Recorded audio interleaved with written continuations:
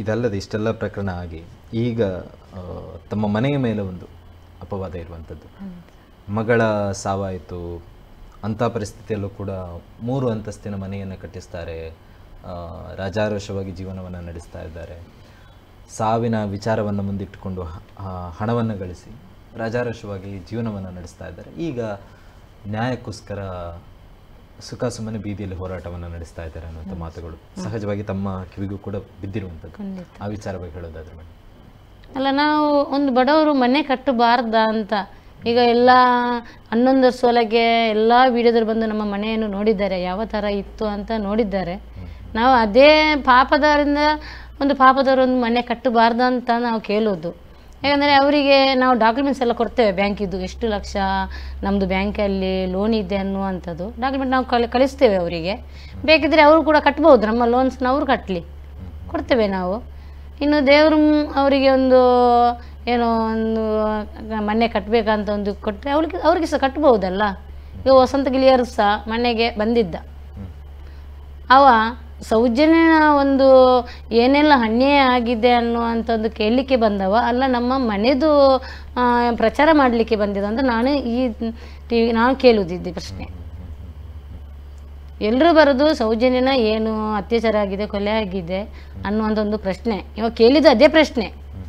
ನಾನು ಹೋಗಿ ಅವನು ನೋಡಿದಾಗ ನನಗೆ ಹಾಗೆ ಅಂದರೆ ನಮ್ಮ ಅಲ್ಲ ಅಂತ ನನಗೆ ಒಂದು ನನ್ನ ಮನಸ್ಸಲ್ಲಿತ್ತು.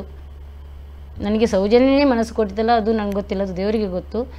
ಅಲ್ಲ ಅಂತ ನನಗೆ ಮನಸ್ಸಲ್ಲಿ ಹೇಳ್ತಿತ್ತು. ಆದರೆ ವಿಡಿಯೋದವರು ಎಲ್ಲರೂ ಬರ್ತಾರೆ, ಸೌಜನ್ಯ ಅಂದರೆ ಎಲ್ರಿಗೂ ಗೊತ್ತು, ಇಡೀ ದೇಶಕ್ಕೇ ಸೌಜನ್ಯ ಅಂದರೆ ಎಲ್ರಿಗೂ ಗೊತ್ತು. ಆವಾಗ ಯಾಕಂದರೆ ನಮ್ಮ ಮಗುವಿನ ನೋವನ್ನು ನಾವು ಹೇಳ್ತಿರೋದು, ನಮ್ಮ ಕಷ್ಟಗಳು ನಾವು ವಿಡಿಯೋದಲ್ಲಿ ಹೇಳ್ತಾ ಇದ್ದೇವೆ. ಇವಾಗ ಕೂಡ ಅದೇ ಪ್ರಶ್ನೆಗೆ ಹೇಳಿದ, ನಾನು ಅದೇ ಪ್ರಶ್ನೆಯನ್ನು ಕೂಡ ಅವರಿಗೆ ಉತ್ತರ ಕೊಟ್ಟಿದ್ದೇನೆ. ಯಾರು ಮಾಡಿದ್ದು, ಯಾರ ಮಗ ಯಾರೆಲ್ಲ ಇದ್ದರು, ಅದೆಲ್ಲ ಪ್ರಶ್ನೆಗೆ ನಾನು ಉತ್ತರ ಅವತ್ತು ಕೊಟ್ಟಿದ್ದೇನೆ. ಅವತ್ತು ನನ್ನ ಹತ್ರ ಕೇಳಬೇಕಿತ್ತು. ಇವಾಗ ಮನೆಗೆ ಬಂದು ಇದೆಲ್ಲ ಕೇಳಿ ಆಮೇಲೆ ಅಲ್ಲಿಗೆ ಹೋಗಿ ಸೌಜನ್ಯ ಮನೆಯವರು ದೊಡ್ಡ ಮನೆ ಕಟ್ಟಿದ್ದಾರೆ, ಯಾರ್ಯಾರ ದುಡ್ಡು ಮಾಡಿದ್ದಾರೆ ಸೌಜನ್ಯನ ಹೆಸರು ಹೇಳಿ ಅಂತಾನಲ್ಲ. ಇನ್ನೊಮ್ಮೆ ನಮ್ಮ ಮನೆಗೆ ಬರಲಿ ಅವ, ಎಲ್ಲೆಲ್ಲಿ ಹೋಗಿ ಹೇಳೋದಲ್ಲ, ಒಂದು ನಾಯಿಯಾಗಿ ಬಗಲೋದಲ್ಲ. ಈಗ ಇವನಿಗೆ ಇದೇ ನನ್ನ ಉತ್ತರ, ಮನೆಗೆ ಬರಲಿ, ನಾನು ಅವಾಗ ಅವಳಿಗೆ ಉತ್ತರ ಕೊಡ್ತೇನೆ. ಅವನಿಗೆ ಬಂದದ್ದು ಯಾಕೆ ಮತ್ತೆ ಅವನಿಗೆ ಸೌಜನ್ಯ ಪರವ ಬಂದ ಅಲ್ಲ, ಧರ್ಮಸ್ಥಳ ಪರವಾಗಿ ಬಂದವ.